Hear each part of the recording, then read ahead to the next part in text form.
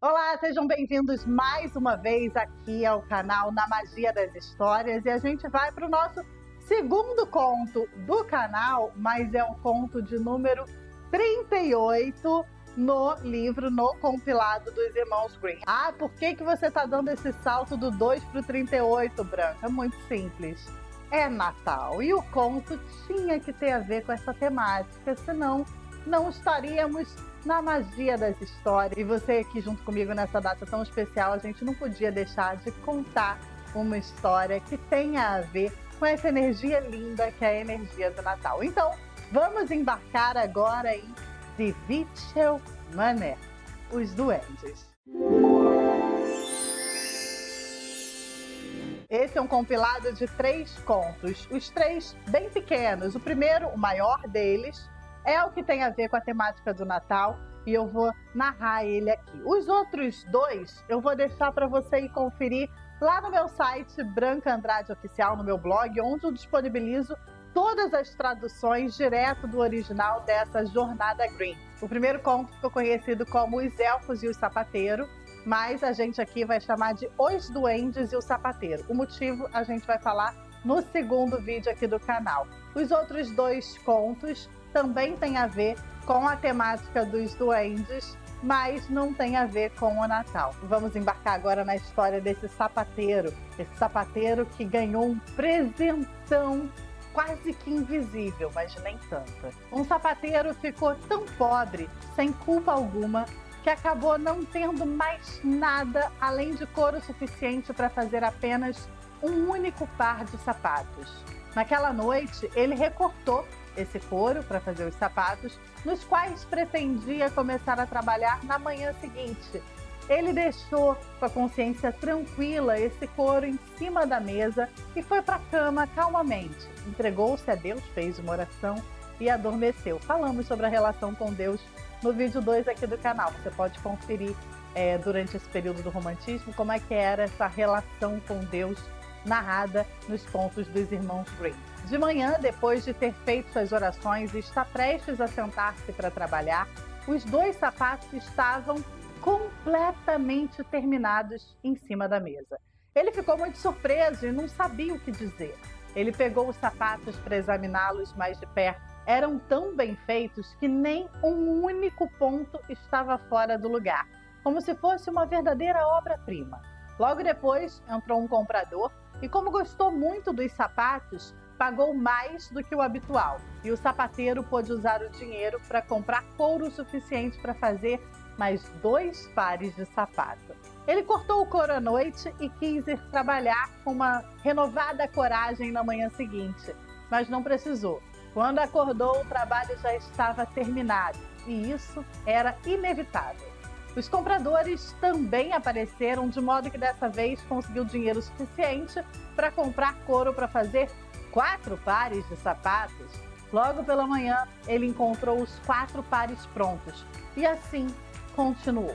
O que ele cortava à noite estava sempre pronto pela manhã, de modo que logo ele recuperou seu sustento honesto e finalmente se tornou um homem rico.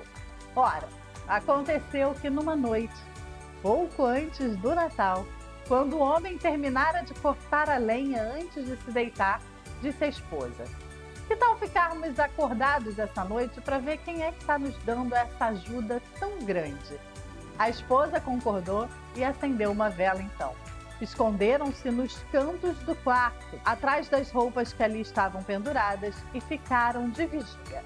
À meia-noite, 2 homenzinhos pequenos, bonitinhos e completamente nus chegaram. Sentaram-se em frente à mesa do sapateiro, pegaram todas as peças recortadas e começaram a costurar, a pregar e a martelar com seus dedinhos com tanta agilidade e rapidez que o sapateiro não conseguia desviar o olhar espantado.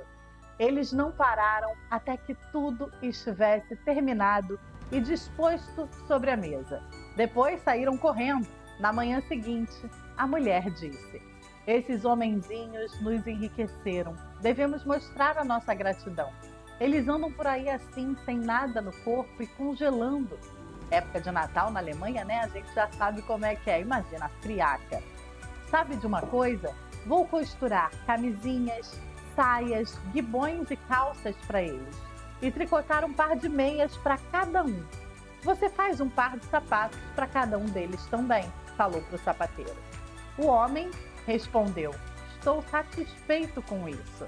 E à noite, quando terminaram tudo, colocaram os presentes na mesa, no lugar dos recortes de couro, e se esconderam para observar a reação dos homenzinhos. À meia-noite, chegaram correndo e queriam começar a trabalhar imediatamente. Mas quando encontraram não couro cortado, e sim as lindas peças de roupa, ficaram primeiro surpresos, mas depois demonstraram imensa alegria. Eles se vestiram o mais rápido possível, alisando suas belas roupas sobre o corpo e cantando: não somos nós, rapazes elegantes e charmosos? Por que deveríamos continuar sendo sapateiros? Então, eles pularam, dançaram e saltaram sobre cadeiras e bancos. Finalmente, saíram dançando pela porta.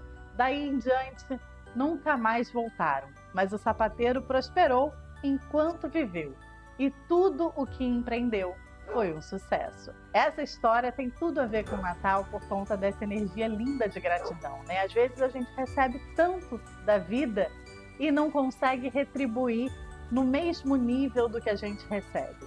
Então, esses homenzinhos pequenos representam as pequenas alegrias que nós recebemos diariamente e às vezes ignoramos. Esses pequenos homenzinhos receberam do sapateiro e da esposa dele o agradecimento pelo que estavam fazendo. É de uma sensibilidade incrível, porque a necessidade deles era básica, apenas roupas para um período de frio. Assim como a necessidade do sapateiro no início, né? Que era a necessidade apenas de conseguir fazer sapatos, ou seja, trabalhar para prover o próprio sustento. Quando recebeu ajuda e a devolveu em forma de roupinhas que simbolizam a gratidão, esses duendes puderam se libertar, né? E a gente vê muito aí nas histórias de duendes que eles são libertos após receberem presentes. Eles se libertaram, mas o bem continuou fazendo parte daquela família.